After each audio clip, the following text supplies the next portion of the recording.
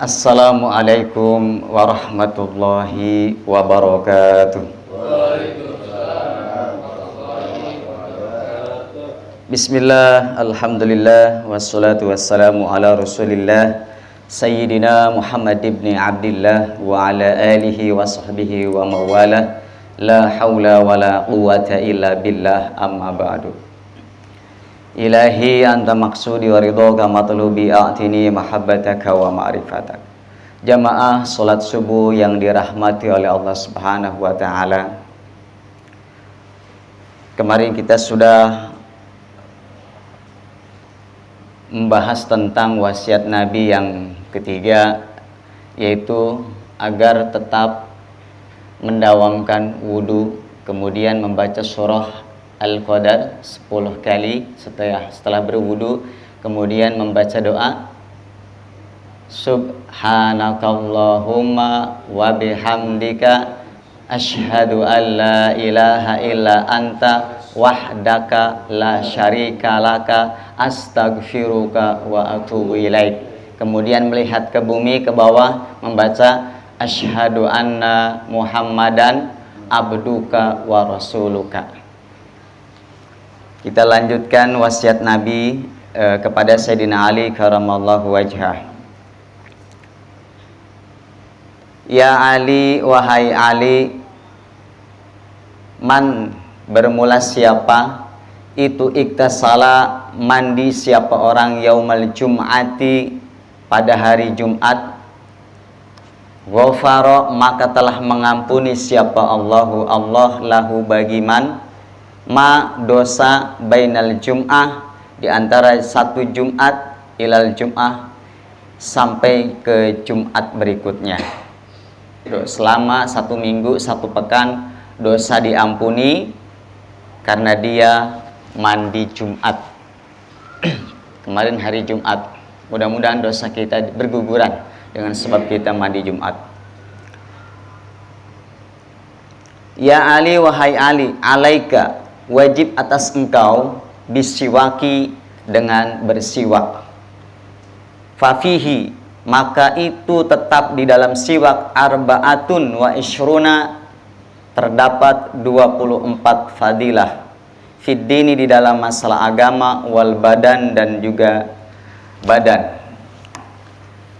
Ya Ali, wahai Ali, alaika wajib atas engkau bis sholati melakukan solat fi awqatiha di dalam waktu-waktu solat. Fa innaha maka sesungguhnya solat fi awqatiha itu ra'su kulli fadilatin menjadi pokok setiap keutamaan. Wahai Ali, hendaklah engkau melakukan solat awal waktu, tepat waktu. Bahkan sahabat Ibnu Mas'ud pernah bertanya kepada Rasulullah, ayul a'mal ahabbu ilallah, ibadah apa yang sangat dicintai oleh Allah? Apakah haji, apakah puasa, apakah sedekah dan yang lain sebagainya? Nabi menjawab, as-sholatu ala waktiha, sholat di awal waktu. Ada awal waktu, ada waktu afdol, fadilah, waktu ikhtiar, waktu jawaz, ada waktu tahrim. Nah, yang di sini yang dimaksud adalah fi awqatiha adalah di awal waktu. Begitu azan, selesai sholat 2 rakaat, 4 rakaat, qomat, berarti itu awal waktu. Taruh kalau sholat zuhur, adzan jam 12. Kalau jam sampai setengah 1 masih awal waktu. Kalau lebih dari jam 1 berarti ikhtiar, pertengahan. Kalau sampai mendekati asar berarti waktu tahrim. Jadi di awal waktu. Karena merupakan inti pokok dari setiap keutamaan. Jadi ibadah yang sangat dicintai oleh Allah Subhanahu wa taala adalah sholat di awal waktu. Wasana min kulli ibadatin, dan merupakan inti setiap ibadah. Ya Ali, wahai Ali, tamanna tamanna Jibrilu ayyakuna min bani Adam lisab'i khisalin. Tamanna berharap, berangan-angan siapa Jibrilu malak Jibril, ayakuna hendak menjadikan Jibril itu min bani Adam, menjadi keturunan anak Adam.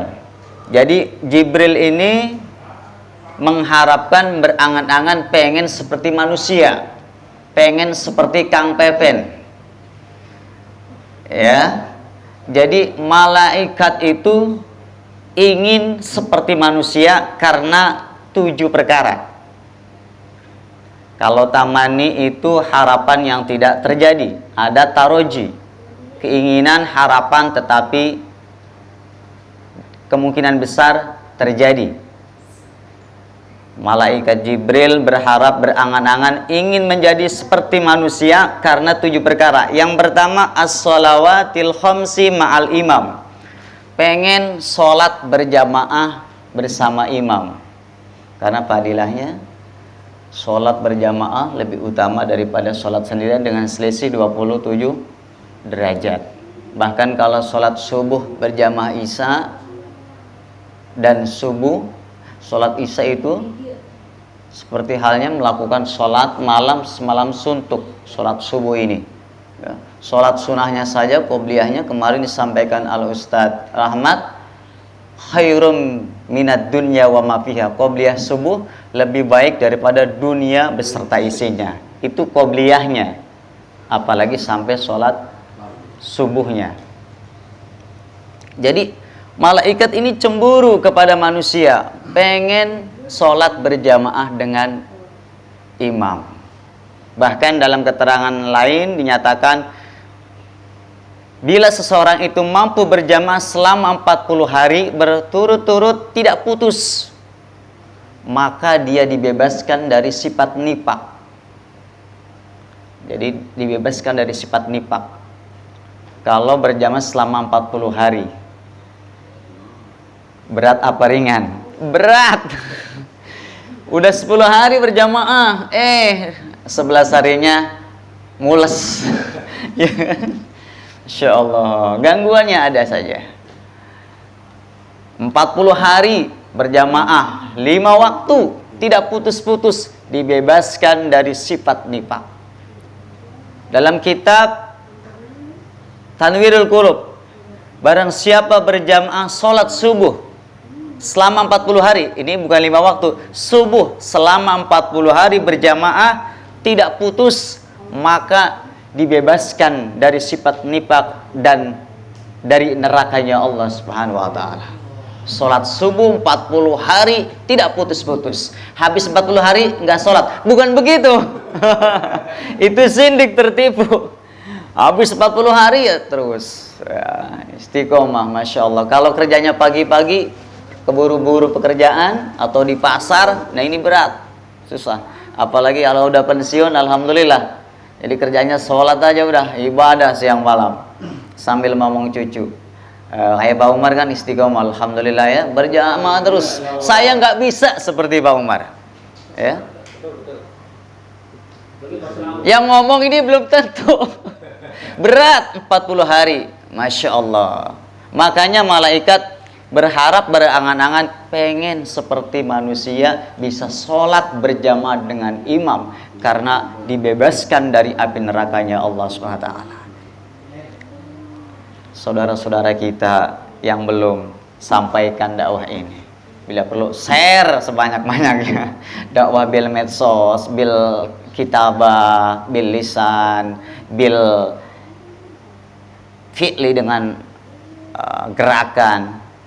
Kemudian pesan selanjutnya, yang kedua yang diangan-angankan, yang diharapkan malaikat pengen seperti manusia, anak Adam, yaitu wa mujalasatil ulama. Jadi kalau malaikat pengen seperti manusia bukan karena kaya, jabatan, perempuan yang cantik, bahenol, bukan karena itu, tetapi karena pengen duduk bersama ulama. Kalau saya ustadz bukan, ustadz pun bukan. Duduk bersama ulama, artinya apa? Di situ kita mendengarkan fatwa-fatwa ulama, nasihat-nasihat ulama. Salah satu di antaranya adalah karya-karya kitab yang dikarang oleh para alim ulama. Salah satu di antaranya adalah pesan Nabi Muhammad SAW. Jangan ngelihat sayanya. Ya. Jadi pengen duduk bersama ulama.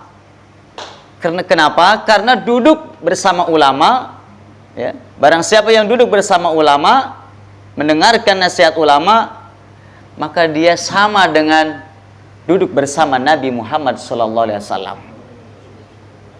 Bahkan satu saat kita duduk sebentar mendengarkan ilmu Allah, nasihat ilmu agama atas dasar Allah, iman karena Allah, maka lebih baik daripada sholat sunnah 1000 rakaat. Sedikit apa banyak? Sholat tarawih aja kerasa banget. Ini duduk sebentar saja. Kemudian yang selanjutnya, malaikat cemburu, berangan-angan ingin seperti manusia, wa iyadatul marid, karena bisa menengok orang yang sakit. Kalau menengok orang sakit itu ganjarannya Masya Allah. Ada di sini keterangannya. Yang dikeluarkan oleh Imam Tabrani, innal aida ya yudilluhullahu bi khamsati wa sab'ina alfa malak. Orang yang menengok orang yang sedang sakit, maka Allah akan memberikan naungan kepadanya bi khamsata wa sab'ina alfa malak, dengan 75 malaikat akan menaungi orang yang menengok orang yang sakit. Makanya malaikat cemburu.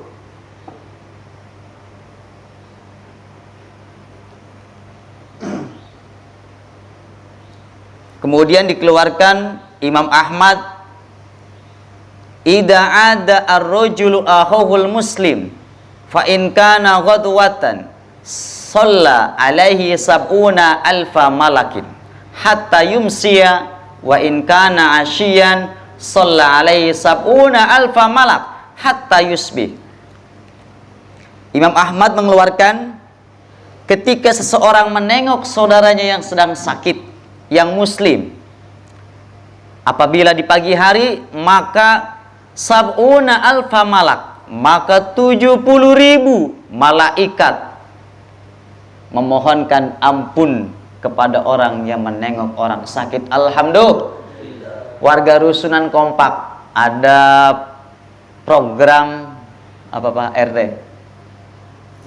Bansos, yang sakit dirawat rumah sakit mendapatkan bantuan, ya. Amin. Ini yang memprogramkan ini masuk kategori ini, ya.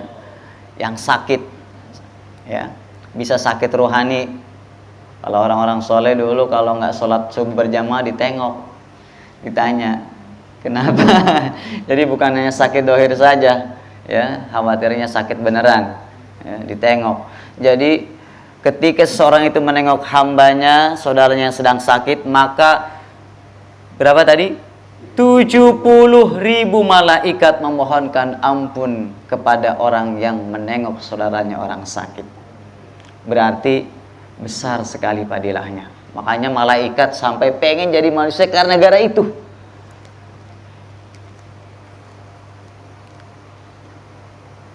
Wa in kana asyian, jika sore, di sore hari, shalla alaihi sab'una alfa malakin hatta yusbih, nengoknya sore hari, maka malaikat memohonkan ampunan kepada orang tersebut di sore hari hatta yusbiha, sampai pagi.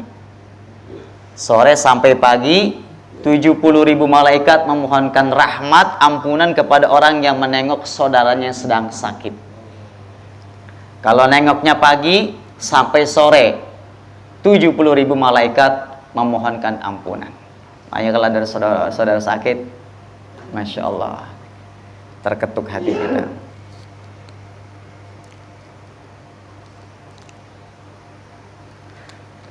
Karena annahu sallallahu alaihi wasallam kana idza dakhala ala maridin qala la ba'sa tahurun insyaallahu ay maridaka yathuru minad dunub. Wa sahha aidan anna man qala as'alullahal adim rabbal arsyil adim ay yu'aqibaka wa yushfiyaka sab'a marrat inda marid lam yuhdir. Ini mendoakan orang sakit. Khatimatun fi sawabil marid di akhraja saykhan ma yusibul mu'min min nasaba ay ta'aba wala wasaba ay maradun wala hamun wala hasnun hatta syaukatu yushakiha illa kafarallahu min khotoyahu. Jadi kalau orang sedang sakit itu merintihnya aja ibadah. Orang sakit kalau dia sabar pahalanya luar biasa. Dikeluarkan oleh Imam Abi Dawud, innal mu'mina idza asabahu as-saqam summa afallahu minhu kana kafaratun lima madha min dunubihi. Jika seseorang itu terkena sakit, kemudian Allah menyembuhkan orang tersebut, maka selama sakit itu dosa-dosa yang lalu diampuni oleh Allah Subhanahu wa taala. Jadi kalau sakit tidak boleh mengeluh.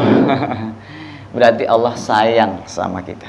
Berarti dosa kita dikurangin terus. Supaya begitu kalau sehat alhamdulillah dipanjang. Kalau misalkan sampai meninggal dunia suci dari dosa. Dengan syarat sabar. Nah ini yang berat, ini sabar. Wa ibnu abi dunya man katama, barang siapa menyembunyikan sakitnya, yauma asabathu akhrajahu Allahu min dunubihi ka yaumi waladatu ummuh. Kalau seandainya seorang itu menyimpan sakitnya, orang lain tidak mendengar, jadi disembunyikan sakitnya, lagi meriang pura-pura sehat biar orang tidak susah menyusahkan orang, maka orang itu dosanya diampuni seperti bayi baru lahir. Kalau sakitnya disembunyikan, ini sakit pilek aja umpet cerita-cerita terus. Ya, ada gitu itu. Insyaallah jamaah mushola rotan tidak ada. Iya. Waladasu ummuhu wa kataballahu lahu bara'atun minan nar. Dan orang tersebut akan dibebaskan dari api neraka. Dosanya diampuni, dibebaskan dari api neraka. Wa sataru alaihi kama satara bala Allahu fid dunya. Dan Allah menutupi seperti halnya Allah menutupi bala yang ada di dunia ini. Jadi bala-bala ini kan tidak terlihat ya.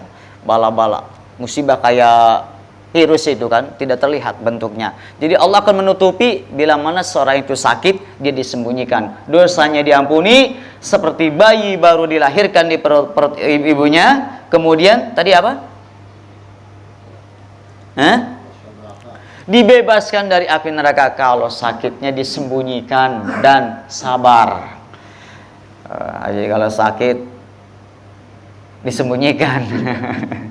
Tapi kalau sakitnya parah udah nggak bisa, ya udah. Artinya ya tidak. Ya sabar aja, sabar. Sabar, ini berat sekali, masya Allah.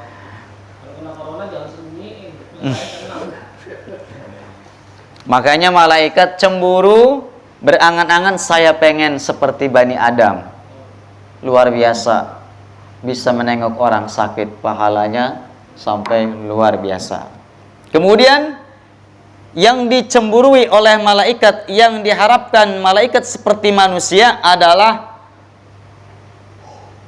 tasyyi'il janazati, mengiring janazah. Jadi pengen mengiring jenazah. Mengiring jenazah itu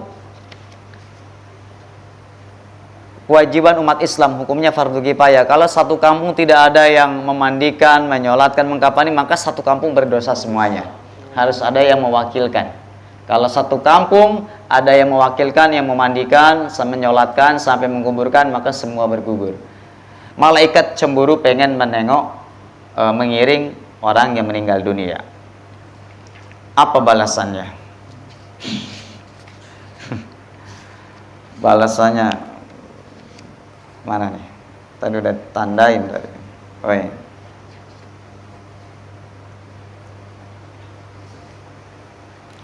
Jadi kalau sholat, mensolatkan jenazah mendapatkan pahala 1 qirot. Satu kirot itu satu gunung Uhud. Satu gunung Uhud. Man asba'a janazatan musliman. Man asba'a janazata muslimin imanan wa ihtisaban wa kana asma'u hatta yusalla 'alaiha. Barang siapa mengikuti jenazah, mengiring jenazah yang muslim atas dasar iman kepada Allah Subhanahu wa taala dan mengharap ridha Allah hatta yusalla, sehingga dia mensolatkan jenazah, wa yabruhu min dafniha, dan sampai mengiring ke tempat kuburannya, fa innahu yarji'u anil ajri bikirataini, maka baginya mendapatkan 2 pahala 2 kirot seperti gunung emas Jabal Uhud. Cuma kalau nyolatin saja 1 kirot. Kullu kiratin mislu Uhud. 1 kirot menyamai senilai besarnya gunung Uhud. Masya Allah. Wa man shalla 'alaiha summa raja qabla an tudfana fa innahu yarji'a bi qiratin. Kalau dia sholat saja kemudian pulang ke rumah tidak sampai menguburkan, maka 1 kirot. Kalau dari mensolatkan sampai menguburkan 2 kirot. 1 kirot 1 gunung Uhud emas. Alhamdulillah, programnya insya Allah berjalan ya Pak RT ya.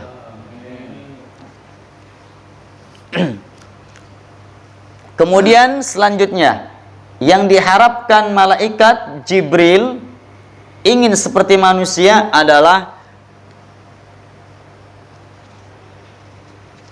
wasaqol ma, memberi minum kepada orang yang sedang kehausan ataupun tidak. Ada suatu riwayat seorang laki-laki di dalam, kalau nggak salah hadis Bukhari Muslim atau Sunan Tirmidzi, saya lupa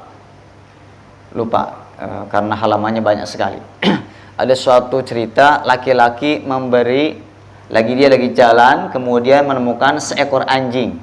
Seekor anjing itu sedang keluar lidahnya menjilat-jilat, sedang kehausan, sehingga orang laki-laki tersebut itu ada rasa iba, kemudian dia melepas sepatunya, kemudian mencari sumur yang di dekatnya, sehingga ketemulah sumur itu, kemudian dia turun ke bawah menciduk air dengan sepatunya, kemudian diminumkan kepada seekor anjing yang sedang kehausan.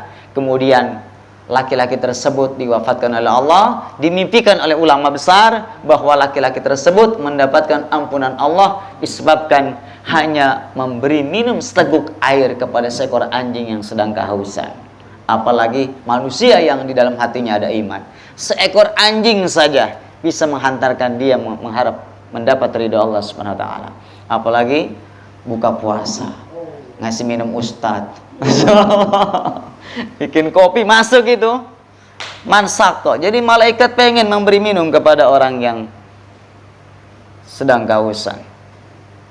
Bahkan ada seorang perempuan yang dimasukkan nerakanya Allah bukan karena dosa-dosa maksiat yang lain, tetapi karena dia mempunyai seekor kucing dikurung berhari-hari, tidak dikasih makan dan minum, sehingga kucing itu meninggal, mati. Diceritakan perempuan itu diazab oleh Allah, dimasukkan nerakanya Allah disebabkan karena dia menyiksa seekor kucing. Apalagi anak istri kita yang tidak dikasih makan dan minum ya. Masya Allah, kucing. Alhamdulillah di sini mah ada yang suka ngasih makan kucing ya. Kalau ngasih makan janda gimana? Masya Allah. Nah, itu beda lagi itu. Kalau jandanya tua dapat tuh masuk. Masya Allah. Yang selanjutnya adalah wasulhu, dan mendamaikan bainal unsayain, di antara 2 orang yang berselisih. Ada orang yang bertengkar, kemudian dia mendamaikan. Malaikat pengen seperti orang yang mendamaikan, tidak mengkompor-kompori ya, tidak menghasut, tetapi ingin mendamaikan. Ini kenapa nih? Si fulan sama si fulan kok jadi berantem, rumah tangga jadi berantakan. Cari solusi. Adakan kedamaian. Bagaimana disatukan kembali sehingga dia menjadi bahagia keluarganya. Wah, ini malaikat pengen seperti manusia seperti itu, bukan karena harta jabatannya. Kemudian yang selanjutnya adalah malaikat Jibril mengharapkan ingin seperti manusia karena wa ikramil jar wal yatim, karena ingin memuliakan tetangga dan juga anak yatim. Dalam hadis Nabi dinyatakan, mazala Jibrilu yusini bil jari hatta dzanantu annahu sayuwarrisuhu. Tidak berhenti-henti malaikat Jibril berwasiat kepadaku tentang tetangga, sehingga aku menyangka bahwa malaikat Jibril menjadikan tetangga sebagai ahli waris. Jadi malaikat Jibril ini berpesan kepada Nabi, perhatikan tetangga, perhatikan tetangga. Dalam hadis lain dinyatakan, man kana yu'minu billahi wal yaumil akhir falyukrim dhaifah ay jarah. Barang siapa yang beriman kepada Allah dan hari akhir, maka wajib baginya memuliakan tetangga. Al-Imam Syafi'i, tetangga itu 40 rumah ke depan, 40 belakang, kanan, kiri. Ada yang menyatakan tetangga yang berdekatan dengan rumah kita. Ada yang menyatakan tetangga itu yang disatukan di dalam masjid, yang sholat Jumat di sini. Nah, berarti ini tetangga kita semua yang ada di rusun ini, baik muslim ataupun non muslim. Sampai ada salah satu sahabat bertanya kepada Rasulullah, ya Rasulullah, inna fulana taqumul lail wa tasumun nahar wa taf'alu wa tusaddaqu wa tu'di jiranaha bilisaniha. Ya Rasulullah, ada seorang perempuan, dia malamnya sholat malam tahajud, siangnya puasa, dia beramal soleh, dia bersedekah, tetapi dia menyakiti tetangganya dengan lisannya. Dijawab oleh Nabi, la khaira fiha, tidak ada kebaikan darinya. Hiya min ahlin nar, kata Nabi, orang tersebut termasuk ahli neraka. Ada seorang perempuan cerita kepada Nabi, ya Rasul, Ibu Sartina, misalkan minjem nama dulu, di sini enggak ada. Ibu Sartina sholatnya rajin, tahajudnya, tarawehnya, kemudian siangnya puasa, kemudian beramal soleh, bersedekah, tetapi dia menyakiti tetangganya, sehingga tetangga itu tidak aman, merasa terganggu, merasa tersakiti dengan lisannya, ucapannya. Lalu dijawab oleh Nabi, tidak ada kebaikan pada perempuan itu. Hiya min ahli nar, perempuan tersebut termasuk ahli nerakanya Allah Subhanahu wa taala. Kemudian laki-laki tersebut dari sahabat Nabi bertanya lagi, ya Rasulullah, wa fulanatu tusalli al-maktubah wa tusaddaqu bi aswarin wa la tu'di ahadan, hiya min ahlil jannah. Ya Rasul, tetangga sebelahnya lagi ada perempuan, dia sholat cuman fardu saja, nggak rajin-rajin amat, malam nggak tahu deh, kayaknya sih nggak pernah tahajud, siangnya juga jarang puasa, dia cuman sedekah hanya sebatas gandum yang nilainya tidak begitu mahal. Tetapi tetangga itu, pulanah tersebut, wastinah tersebut, dia tidak pernah menyakiti tetangganya.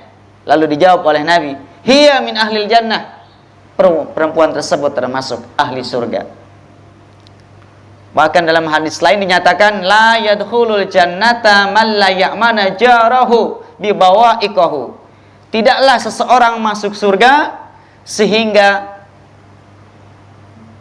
membuat saudaranya tersakiti. Artinya, tidaklah seseorang masuk surga bila mana mempunyai tetangga, tetangganya tidak aman, dia terganggu.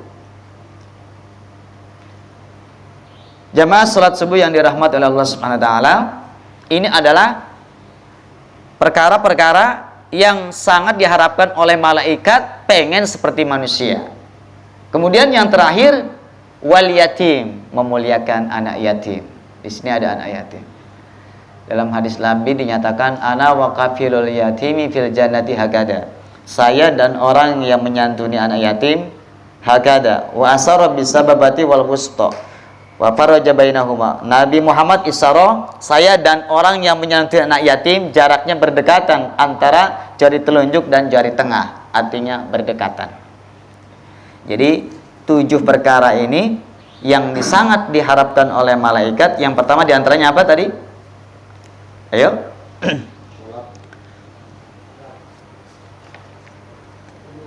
Yang pertama sholat berjamaah, ya.